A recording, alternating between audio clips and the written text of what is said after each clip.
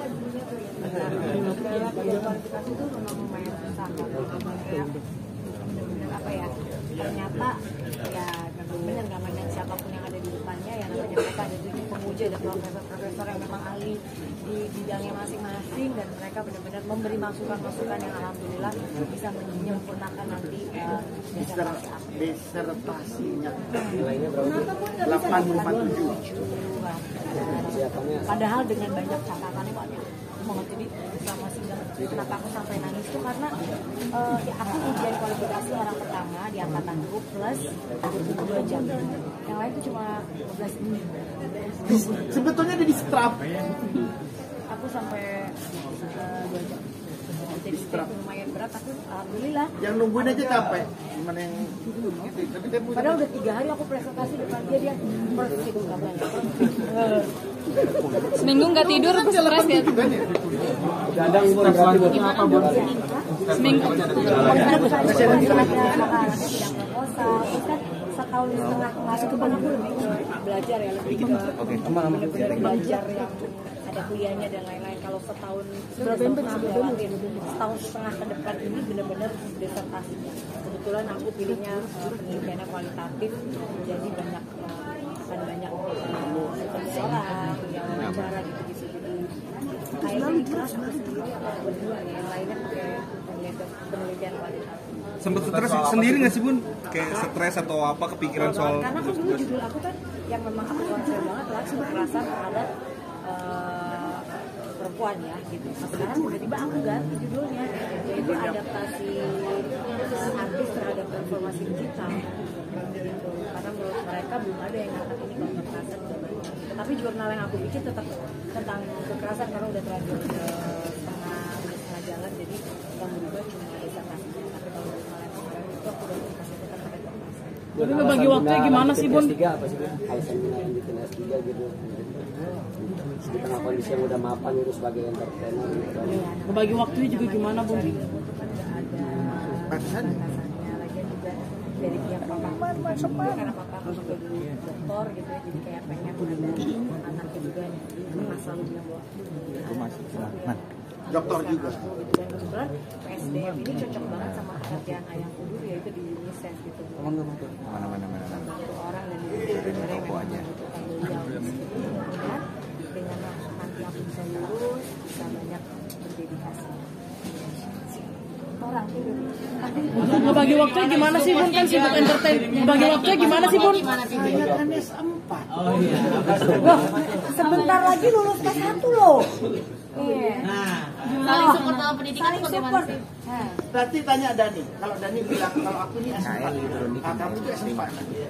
Ngebagi waktunya gimana sih Bun? Kan sibuk juga nih di dunia entertain terus bisnis juga. Bagi waktu mungkin benda di entertain sama pendidikannya seperti Memang membagi waktunya yang luar biasa menurut aku tantangannya di sini, karena kan aku juga ibu rumah tangga, aku juga ngurus anak dan suami, aku juga kerja bisnis ya, dan tidak mudah sebenarnya mengatur waktu di tengah kesibukan yang luar biasa ini. Tapi support dari suami, support dari anak, support dari orang sekitar tuh luar biasa banget. Jadi kayak di saat hari-hari aku nangis, di saat hari-hari yang aku lelah, aku nggak mungkin lanjutin. Dan teman-teman sekelasku, Masya Allah banget. Aku bilang terima kasih tuh. Iya, terima kasih. Dan juga ya, PA1 aku dan PA2 aku ya, Pak Niko dan Pak Fendi, yang ayo bisa baca, belajar. Karena cara berpikir S3 tuh tidak seperti kalau mungkin teman-temanku yang akademisi, mereka udah biasa gitu ya. Kalau aku kan dulu S1 ya lumayan terlalu susah ya. S2 waktu itu aku ambil bisnis karena memang aku butuh basic bisnis, gak punya basicnya gitu.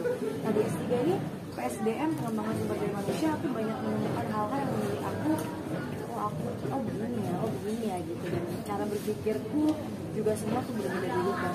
Jadi mudah-mudahan aku kalau bisa, karena Universitas Erlangga kan salah satu universitas negeri terbaik gitu ya. Jadi tidak menyesal kalau aku masuk situ gitu, karena aku dituntut untuk ya lo harus belajar, nggak bisa masuk sini tapi mau setengah-setengah cuma dapat gelar S3 doang tapi nggak ngerti apa-apa gitu. Nggak bisa pakai label artis gitu. Nggak bisa, ternyata memang harus belajar gitu. Dan aku senang karena aku dituntut di sini untuk siapapun Selebrita. Iya, kamu harus bisa selebrita. Jadi harus belajar, harus benar-benar. Dan aku disupport banget sama suami dan anak-anak. Jadi aku benar-benar Masya Allah dia. Pokoknya aku minta sampai S7. Bun, gimana Bun? Azrul juga menyusul S2 di kampus yang sama, bagaimana Bun? Azril seperti apa? Saya berita. Dari Jakarta ke Surabaya. Udah nyetir mobil dari Jakarta ke Surabaya, ya, udah semua. Ternyata masuknya bukan Agustus 12 September. Jadi berubah semuanya. Terus kita tadinya nyari apartemen, nyari kos-kosan. Akhirnya maunya di rumah abah, di rumah saudara kita yang baru sambil udah lebih aman di anak saya. Bun, ini televisi. Politik. Jadi S1-nya bisnis, S2-nya politik. Bun, Tapi ngelepasin Azriel. Yang terinspirasi kalau lihat bagus kan nggak apa-apa ya. Anaknya bundanya itu. Tapi ngelepasin Azriel untuk ngerantau gimana sih Bun sama Papi? Laki-laki itu bukan dilepas langsung pergi. Gimana aku lu pergi? Dulu kan pengennya di sekolah di luar. Kita udah bilang pokoknya kita berdua aku akan bekerja keras lah kalau bisa kerja. Tapi dia mikir kalau aku mau belajar politik, kan politik Indonesia ya. Gitu dia pengennya ngambilnya di Indonesia aja. Dan alhamdulillah diterima di UNER gitu. Dan aku senang banget karena bisa satu alma mater gitu ya. Mau ngikutin jejaknya Mas Anang? Loh Mas Anang dulu mau masuk UNER nggak bisa. Aku ini orang yang gagal total di UNER. Tapi Mas Anang mau ambil S2 loh di UNER. Jadi keluarga UNER nih kita. Termotivasi nggak sih Mas Anang dari kesuksesan? Ya makanya kan Bunda nanti lulus, Azriel juga. Mungkin aku bisa satu kelas Mas. Sepertinya aku satu kelas. Bun, target dan rencana setelah dapat gelar dokter apa sih Bun? Aku tuh gak ada ngoyo-ngoyo kayak habis dapat gelar dokter mau ngapain, belum berpikir ya kayak belajar dulu aja orang susah banget berdiri. Yang penting aku bisa mendapatkan benar-benar ilmunya di sana, aku bisa belajar yang benar. Dan ke depan nih setahun aku benar-benar gak akan banyak pergi-pergi, hanya fokus kayak kerja, rumah kerja sama sekolah. Jadi benar-benar aku blok dulu kayak kehidupan yang lain karena kalau aku nggak apa-apa pun aku ngurusin aja bisa. Cuci, makan, masak bisa. Kamu apa-apa aja nanya aku celana dalam gitu. Jelas celana Kalau ini enggak lah. Kesulitannya apa sih Bun, ada nggak Pak? Terus apa guys? Kesulitannya apa Bun selama ini dalam? Enggak, kesulitannya apa? Kesulitannya ya tadi Mas, mungkin kalau aku fokusnya belum ada anak, suami, terus benar-benar fokusnya kuliah aja, mungkin aku bisa, aku yakin gitu. Tapi karena ke distract dan semuanya apa-apa kan masih bunda gitu ya. Jadi gak masalah, memang udah terbiasa begitu gitu. Dan akunya yang harus memang menghandle dan membagi waktu untuk bisa mana yang aku prioritaskan, mana yang memang waktunya aku untuk belajar gitu. Jadi anak-anak tidur jam 9 malam, nah itu aku Dia belajar. 1 jam aku fokus belajar gitu. Terus jam 11 juga aku istirahat karena aku sekarang nggak bisa tidur terlalu malam kan. Bangunnya juga udah alhamdulillah udah nggak insomnia, bangunnya subuh udah sampai pagi, udah sampai malam lagi gitu. Jadi seneng lah hidupnya lebih teratur. Bunda, Aurel curhat banyak fitnah, tanggapannya dong Bunda. Kan fitnah. Jujur, Iya, nah itu Iya kan dari fitnah. kemarin kan. Iya Bun, sendiri itu gimana Bun? Lo bukan gini, maksudnya aku itu kan fitnah. Ya udah didoakan aja. Apa yang dicurhatin? Dan jujur dari kemarin itu kan lihat kan story aku tuh lagi bukaan aku lagi kerja, lagi buka Budarmi, lagi live, lagi macam-macam. Aku tuh jujur sama Aurel belum pernah ketemu yang bener-bener ngobrolin tentang ini. Aku malah ngelihat dari postingan IG-nya siapa gitu. Terus aku tanya loh, Enggak, kamu kan sudah pernah ngasih ngasih garis merah lah. Kalau menghadapi hidup ini udah pasrahkan sama Allah aja. Yang bisa menyelesaikan masalah manusia ya Allah. Dengan kita berikhtiar kan. Kalau kita kan mungkin kita kan hidup sekarang memang di era sosial media yang bukan terbuka lagi, selalu luas-luasnya terbuka. Jadi apapun bisa dijadikan bahan untuk yang suka-suka ya enggak gitu. Jadi mungkin kenapa kakak sekarang jadi lebih sensitif pastinya karena punya anak. Jadi kalau saat kita udah punya anak tuh pasti kita kalau menghadapi hal-hal yang kayak gini, apalagi khususnya mungkin kenanya ke anak, pasti rasanya itu berbeda dibanding kalau ke diri kita gitu. Jadi ya aku rasa aku belum benar-benar ngobrol sama dia tentang hal ini gitu. Jadi aku karena kemarin benar-benar 2 minggu fokus ke ujian disertasi aku sama ke Lumiere. Jadi ya apapun itu mudah-mudahan apapun akan lewat. Mudah-mudahan ini ujian, pasti kalau sudah ujian pasti selesai. Mungkin nasihat yang Mas Anang berikan buat Aurel gimana sih? Nasihat yang diberikan Mas sama Fuji juga gimana sih, Bu? Fuji itu sedikit menyindir, terus diduga. Ntar aku baca dulu ya. Sini sama Fuji sama Vanessa juga. Aku nggak mereka maksudnya mau nyindir siapa menurut aku harusnya sih nggak gitu ya.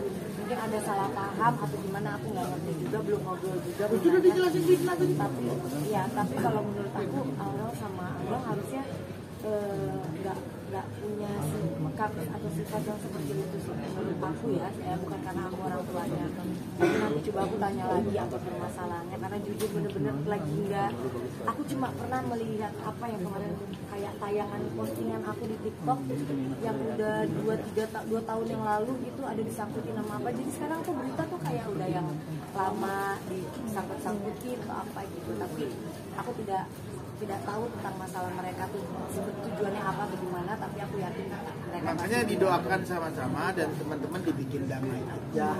Apalagi 17 Agustusan ikut masalah apa hadiah sama kalau kita kemarin ketemu orang Indonesia. Kita kemarin ketemu pelukan apa say hi, cium, gak ada masalah sama sekali, baik-baik aja. Cuma kalau yang gua tuh pasti bukan fans, pasti hatersnya aku sama Mas Anang.